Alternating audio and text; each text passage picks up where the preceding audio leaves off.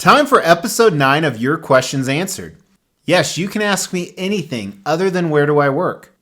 Now, I know the biggest question is, why are you doing these episodes? Where are the statues? Don't give it to you. Wait for you to get it on your own. Hey, thank you for tuning in to episode 9 of Your Questions Answered. This is where I take a look at a bunch of questions you asked on the previous episode, and then I'll go ahead and answer them about collecting, about travel, about me, about my family, and there is nothing that is off the table other than where do I work. And I was just prepping, going through the questions right now, and there's some tough ones in here, so we're going to get into them. But before we do, if you want to keep this series going, throw down your questions below. Again, I will answer them. I also like to recognize you guys and shout out your names. So please start with that. So interesting fact before I get started, these are the least amount of questions I have. Usually these episodes run like 20 to 30 minutes. Let's try and keep it under 10. So Frank Leone asked a lot of questions. Love the series. My thoughts on AI and the hype that AI scientists are claiming it will displace tons of workers. So first of all, in a comedic sense and a huge Terminator fan, I want to make some Skynet jokes and how we're all screwed. But in a realistic business sense, I am actually listening to so many podcasts on AI that's taking over, and I'm seeing it too. And not just like ChatGPT, but AI is very real. I'm working with a few vendors at my company who their whole platform is built on AI, and I don't work for a tech company. AI is really the thing of the future, and you need to get on board with it sooner than later, otherwise you will be left behind. And when I say get on board with it, I mean if you work for a company and make decisions for that company, you need to start considering AI options now, otherwise the competition will smoke you. Plus, we definitely want to get Skynet rolling sooner than later, right? All right, Jonathan Pardo asks, if you weren't born in the USA, which nationality would you like to be and why? Oh, that's a tough one. I almost feel like you're luring me for racism. I know you're not, but I don't know. I'm very happy I'm born in the USA despite the shit show that it is now. And the funny thing is I've visited over 70 other countries, and I'm even adding more to my record this year, but I see the touristy spots, so I don't really know what life is like there. So I'm not avoiding the question. I don't have a good answer. I mean, if I chose one, it would be kind of random. Japan. I'd pick Japan. And some context behind that, one of my best friends lived there for 7 years. All right, question 2 is a fellow X-Men fan. Who are your top 3 X-Men characters, excluding Wolverine? Okay, Wolverine was one of them. Not just powers, but overall personalities and appearances. So we're going to have to pick the X-Men, the actual good guys. Love Rogue. Love her spunky attitude. She's definitely one. I would say I'm not a Cyclops fan. Never been. Not a huge Nightcrawler fan. I love their abilities. Psylocke. I would put Psylocke on that list. It's both her personality and power. Morph. I'm a big fan of Morph. I do have a Morph statue coming as well. And I say Morph because I like how he's kind of like a little bit of a rebel. So SF6FTW83 says, who's your favorite video game character ever? What's your favorite video game of all time? My favorite video game of all time is Dragon Force. I think it was called Dragon Force for Sega CD.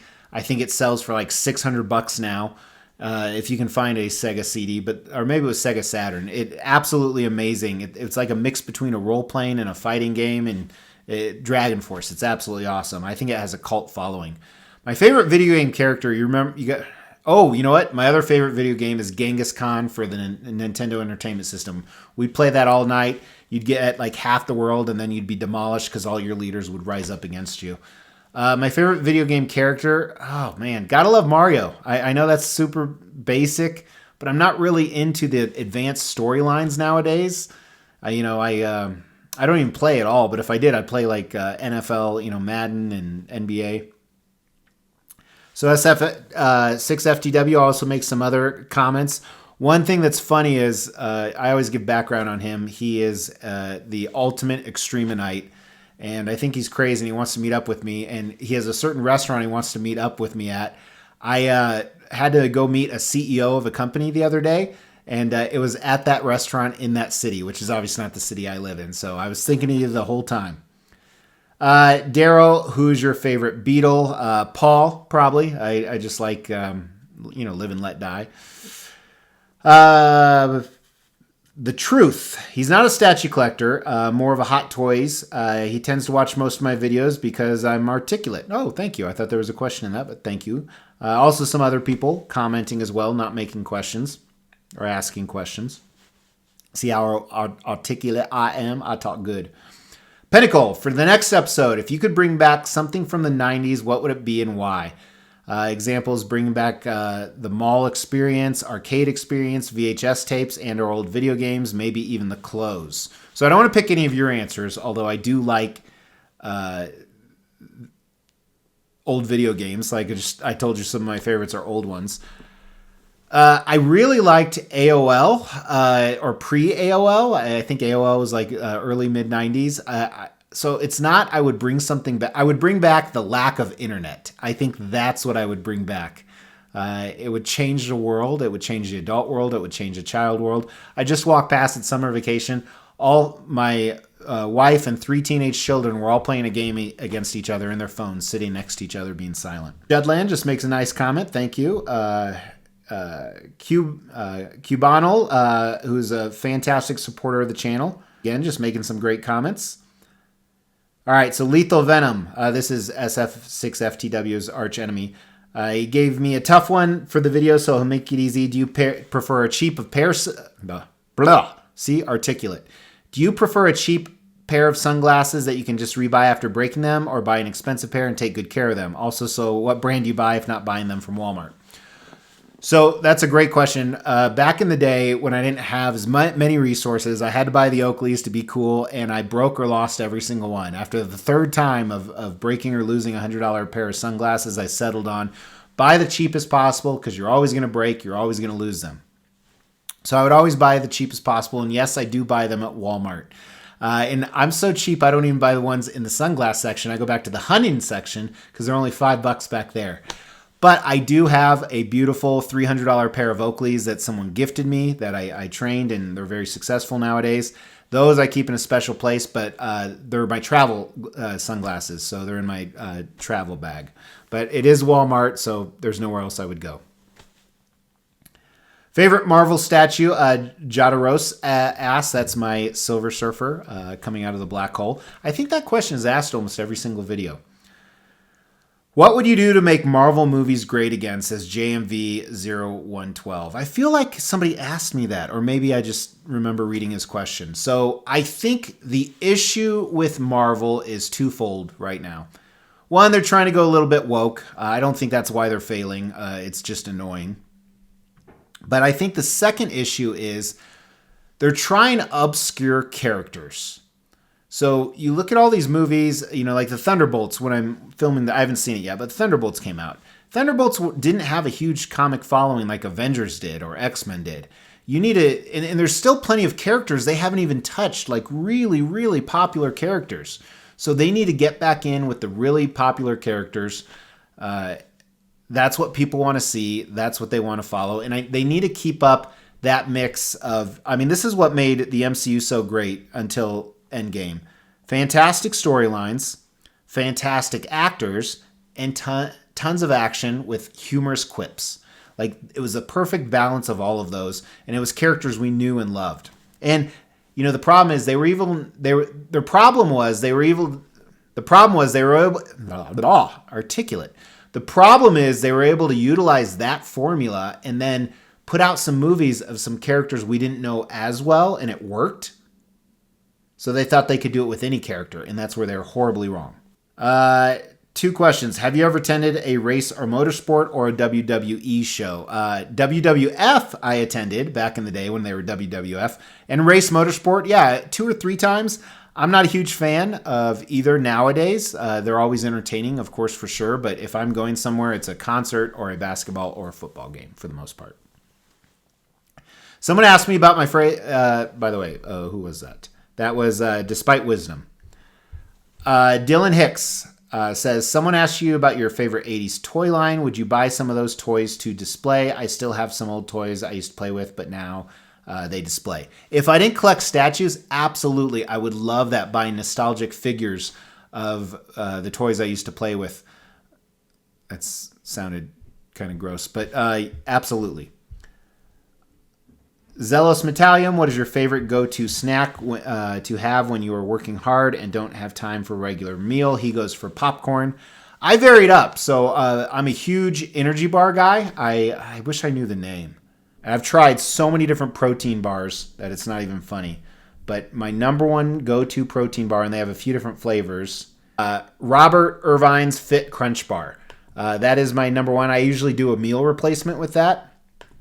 Otherwise, I do like jerky from time to time, and I say that just because we went to Buc-ee's the other day and I got some of their jerky. Mr. X, is there an artist or band no longer around that you wish you could watch live at a concert, and who would that be? That would be Michael Jackson, without a doubt. You know, I love to watch some of his old stuff on YouTube. I would love to be at a Michael Jackson show if it wasn't for some of the other fans. Thanks for asking, Zeke the Wise. Wang Fu Adam, the wife and I just came back from the live-action Lilo and Stitch movie. We'll watch that when it streams. He's come to realize that Stitch is his favorite Disney character. Who is my favorite Disney character? Not Marvel or Fox or Star Wars. I could say Alien or Predator, I guess, but I know you're not asking for that. So I'll tell you my favorite Disney movies to watch. I love the original Lion King. In fact, I can't say that because my wife watches this. Well, I just bought her Broadway Lion King tickets for her birthday. Sometimes she watches these on mute, so hopefully she's doing that. Lion King, I loved Aladdin. I love the classics, man. I love all the classics. That's why I like going to Disney World and Disneyland and even writing on some of those old stuff. That's why I love Mickey's Philharmonic. If you've ever been there, you know what that is.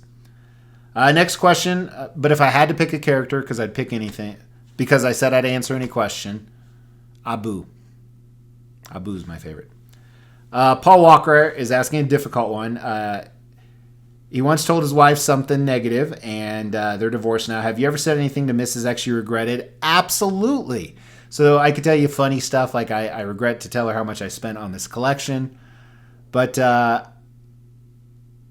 in a fit of rage before, I've called her stupid. Highly regret that. She's not. She's one of the most intelligent women I've ever met. One of the most intelligent people I've ever met. I've said that more than once. Not a lot, but like 2 or 3 times. I mean, we're actually tomorrow, the day I'm filming this, tomorrow's our 21st wedding anniversary. So we've been together a long time. Land of Mert. Any kinks in the bedroom or otherwise? Not.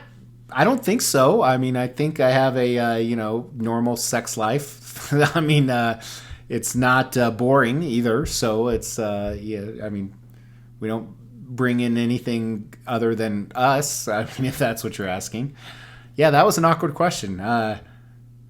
Good time to end it too, because the rest are just comments. So great ending point. So for those of you that stuck until the end, you got nothing that spicy, but you could definitely see me getting a little bit embarrassed. But I'm not afraid to talk about sex. But I'm not going to tell you the intimate details of Mrs. X and I. I will tell you this. We're huge cruisers, and sometimes we go to the Newlywed Show. They always do the Newlywed Show on every cruise boat. And it was funny, when we were really young, we thought we'd be chosen as the young couples, 20 plus years ago. Now we're like the middle-aged couple, if not the older couples. And we always plan our answers before. Okay, what are we both going to say for this, in case they picked us from the crowd? Extra little glimpse into our entertaining life, I guess. But those are the questions. I appreciate everybody that commented and questioned, and I appreciate everyone that's watching. If you have some for episode 10, throw those down in the comments below, and I'll talk to you guys soon. Take care. Thank you so much for tuning in. I really appreciate it. Yes, we're still giving away $1,000 statues at every 5,000 subscriber milestone. You have to make sure you're subbed to the channel, you like the video, and then leave a comment. We're going to pick a random comment on a random video and give away those statues. In the meantime, check out some of these other videos and my social media. Talk to you soon. Take care.